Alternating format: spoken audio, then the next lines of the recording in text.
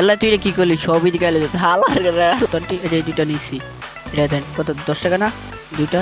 হ্যাঁ একটা 5 টাকা করে। 5 টাকা থেকে 15 টাকা মাইনাস হয়ে গেছে, আর মাত্র আছে 5 টাকা।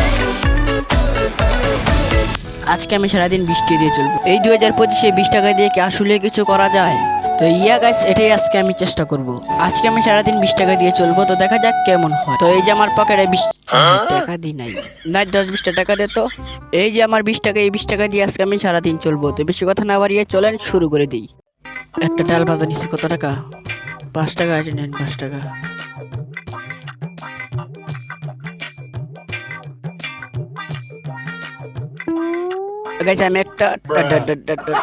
গাইস আমি কিনছি একটা ডাল ভাজা, তো আমার কাছে আছে আর মাত্র 15 টাকা। তো এই 15 টাকা দিয়ে আজকে আমার সারাদিন চলতে হবে।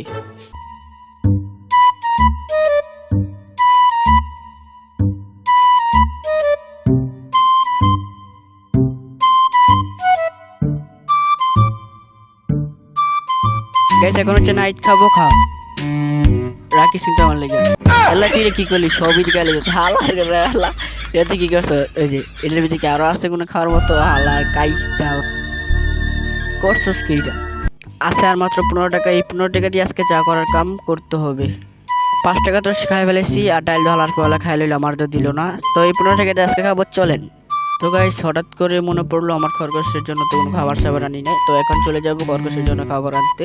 তো চলেন দেখা যাক কি খাবার আনি। তো গাইস আমি আইছি হলো খরগোশের জন্য গাছ কাটতে। তো খরগোশের জন্য গাছ কেটে দেন বাসায় চলে যাবো। তারপরে হচ্ছে চ্যালেঞ্জের বিষয়টা ভাবতেছি।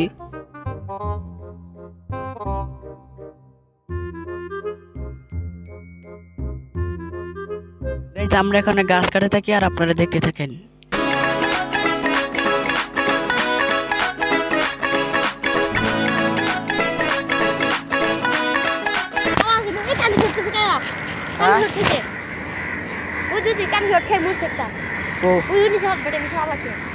মাত্র পড়ছে। গাইস আমরা আসলে একটা আলিক কি এটা বাস্তব প্রমাণ। এটা একটা কাওয়া ছিল ওই তারে, এখানে একটা কাওয়া শর্ট টাইপের গেছে। দেখেন কত কাওয়া, একটা কাওয়া শর্ট টাইপের গেছে। এটা পাইছি কাওয়ার ভিতর হাওয়া টাইট হয়ে গেছে। কি করে কাওয়ার ভিতর হাওয়া নাকি টাইট হয়ে গেছে?